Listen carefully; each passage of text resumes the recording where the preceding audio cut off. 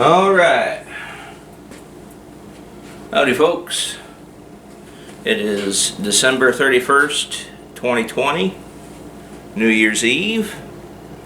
Figured it was time for my little annual New Year's Eve video. I do these every year. I have a playlist for them for all the previous New Year's Eves in the past. You can go check that out. It's pretty cool. I like to have that because it lets me just go back and see, you know, the kind of like the growth of the channel, you know, how far I've come, stuff like that. You know, you can see views and subscribers. It does that too, but I just like to be able to go back and because, you know, it's like one day every year that you go back and see, oh well, how different was this year from that year, you know. Well, 2020 oh my lord, 2020. Last year on New Year's Eve I was out shooting fireworks on the back porch, and I said it's gonna be a good year, it's gonna be a good year. Little did I know, you know, if only we'd all known, you know. And the stark contrast this year between, you know, New Year's Eve 2020 and here's New Year's Eve 2021, or, you know, well, no, it's New Year's Eve 2019, I think. I'm getting mixed up. But anyway, you know, the beginning of 2020, we didn't know what was going to happen. Nobody knew. Stay tuned for later tonight. Tonight I will be capping off my Winchester Model 1200 12 gauge shotgun. Pump action. 6 shot capacity, 1 in the chamber, 5 in the tube. It's empty right now. But stay tuned for this. I'm going to be capping this dude off on the back porch with one of these. I did a video, the last video I did, I covered this, but I'm just doing a refresher because it's going to be a standalone video. We'll be capping off one of these Thunder Grenade 12 gauge shotgun shells that my buddy Gears and Guns sent me last year. Well, it's technically like in February of this year, 2020, but I may as well just say next year, or last year, because this year feels like it's been 500 wrapped into one. Seriously, it feels like this year's been both the fastest year and the slowest year to me.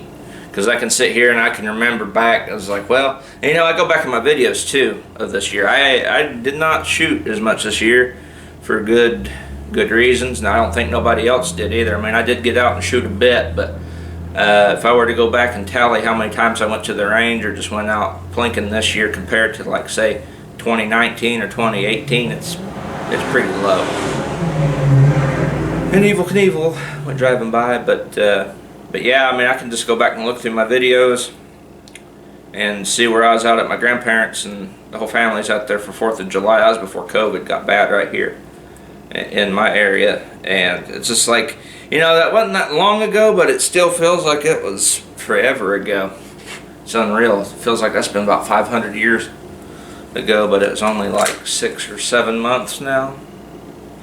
So I'll be out shooting 12 gauge here for New Year's Eve, since I got a projectile this year that I can safely shoot up into the air. If I can get it out. Again, I can safely shoot up into the air and not have to worry about nothing coming back down to earth and potentially going through somebody's house. Because that's the one reason now if I lived out in the country, where there was no residential neighborhoods, I would probably bump fire like the AR into like a wood pile or something. But I live here in the middle of town, so my Rambo boom boom boom's limited to what I can do. So, but this year I'll be doing it. We'll see how it goes. Hopefully this dude ignites and actually shoots. It's been sitting in the gun safe all year long in pretty, I'd say, moderate conditions, because I got a bunch of them humid packs that absorb humidity and stuff in my gun locker. So we'll see. It'll be fun. 12 gauge situation. I just got back from Walmart literally just about 20 minutes ago, and the 12 gauge shot shell ammo, you know, I did a little comparison in my 50 cal ammo can video where I said like ammo was good here where I lived this whole time, and now it's not. Well, the 12 gauge has now suffered a big hit. People are buying 12 gauge shot shells in my area like no tomorrow now as well. So that leaves my centerfire options pretty limited, because I had hoped, you know, with the way ammo's going, I was hoping 12 gauge would survive long enough. Now that was just Walmart. I haven't checked, you know, local gun stores in a while. But I was hoping 12 gauge would survive long enough, or for a while, where I could get out and plink my 12 gauges to a moderate degree. So that way I could, you know, shake up my content, so it's not just me shooting my 22 handguns. Because frankly, you know, I've got about 5 or 6 videos of me doing that already, and that gets kind of stale. And it does get stale for me to record it too, because it just feels like I'm doing the same thing over and over. So I was hoping the 12 gauge would survive long enough for me to do more videos with these. But with the way it's going, I'm not going to dip my toe much into my 12 gauge now. Same with my 308 for the M14 and my 223-556 for the AR.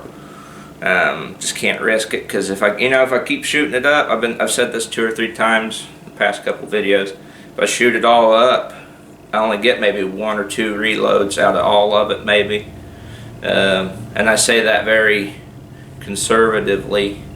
It's basically just optimistic guessing on my part on how much I could load back. I could load up a lot of it back with the supplies we still have, but if I dipped my toe too deep into the pond, I'd end up with a bunch of empty brass and no ammo.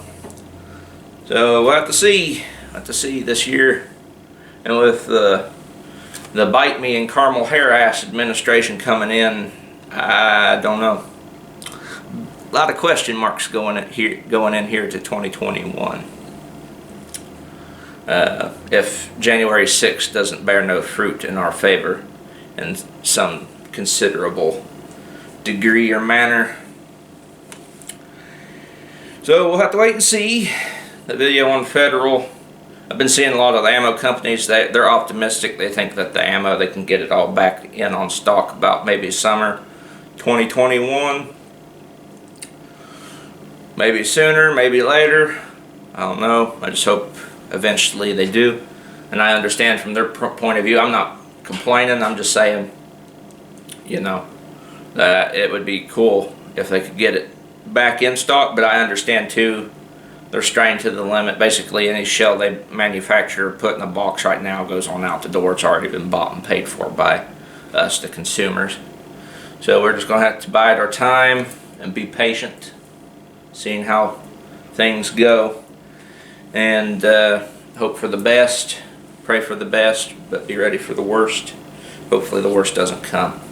Anyway, guys, it's been Pliskin by 51mm. We survived 2020.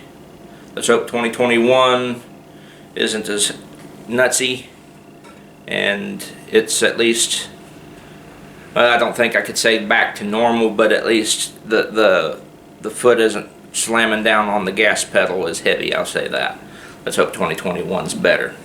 Well, anyway, guys, stay tuned for later tonight, and I'll see you all in the next video.